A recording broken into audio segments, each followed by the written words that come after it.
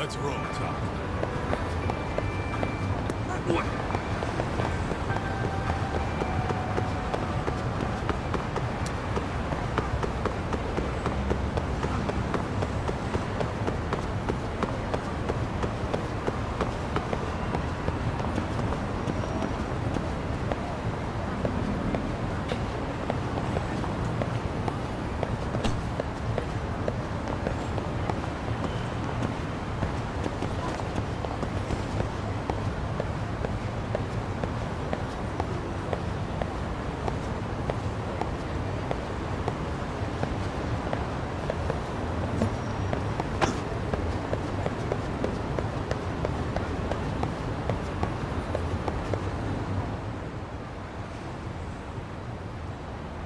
Yokohama 99. Yep, that's the place. Wow.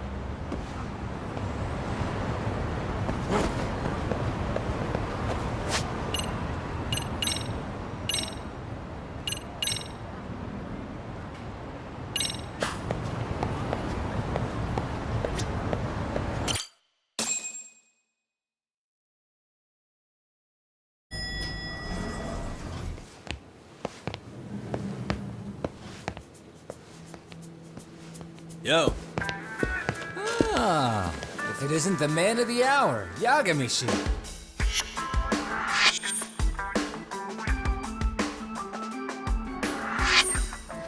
Gentlemen, welcome. How are you? This guy. First he falls off the radar. Now he's got this sweet office.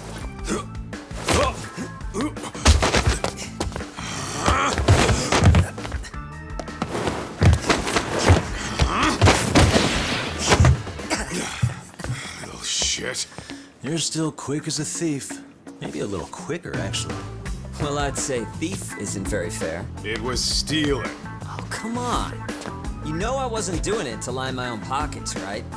We took from the powerful and gave to the powerless. It was altruism. And it's all in the past now, so let's just leave it at that.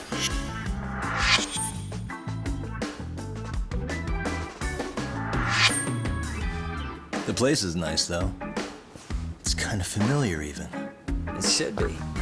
You're our inspiration, Yagami Detective Agency. You guys are the goal. For sure. So, how about you guys take a load off? If you're ready, I'll give you guys the briefing. Say what?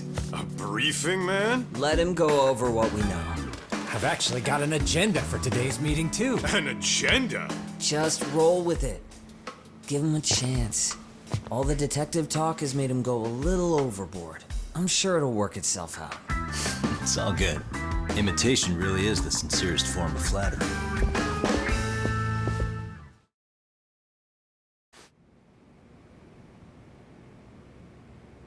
To sum up why we called you, we've been seeing a major upward trend with these kinds of cases.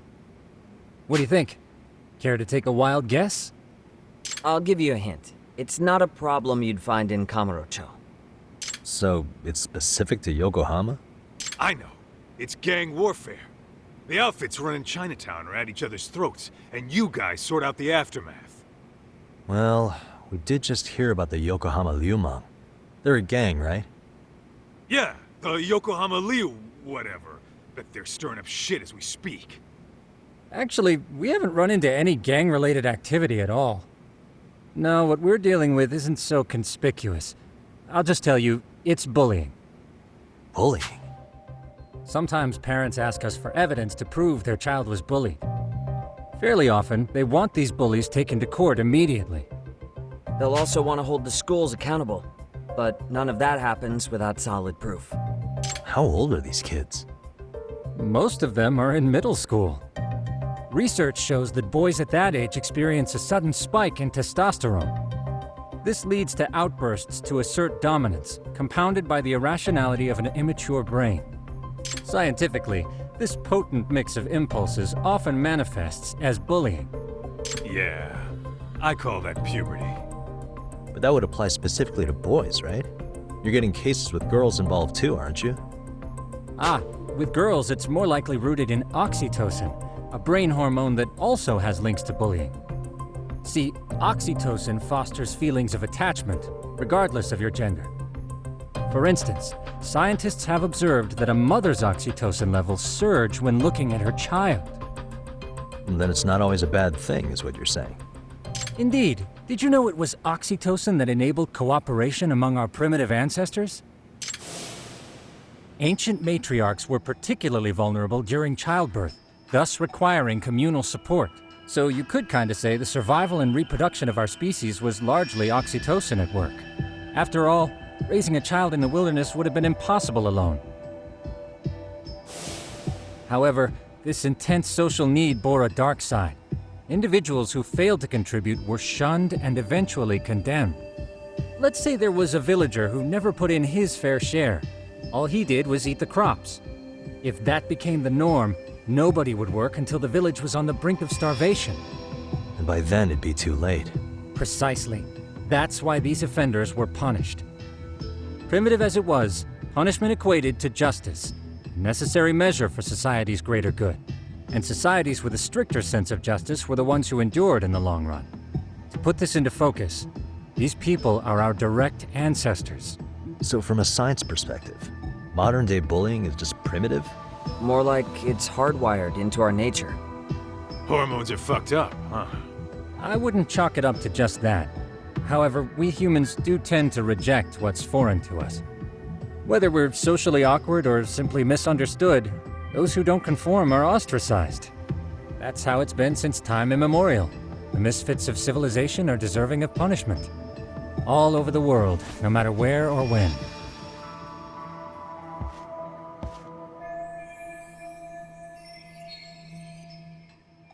Looks like you guys have been doing your homework. Tsukumo-kun's the one hitting the books. I'm more in charge of the fieldwork. Makes sense.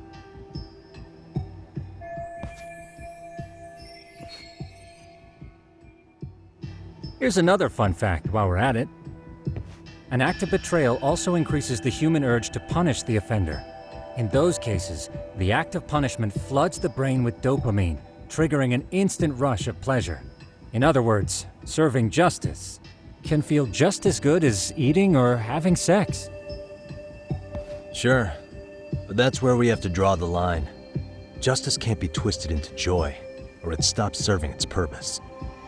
Very perceptive, Yagamishi. So, back to reality. What's this big case that needs all the manpower?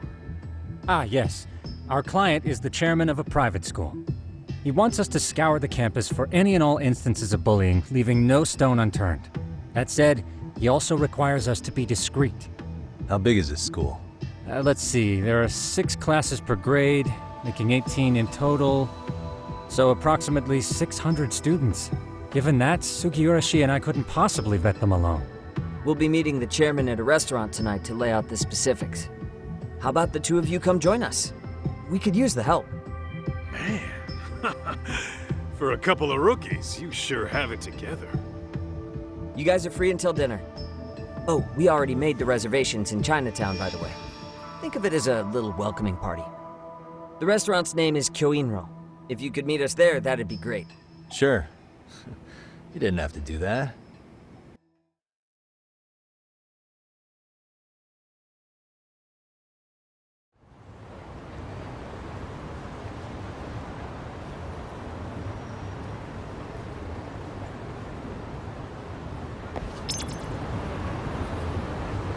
Let's hit it.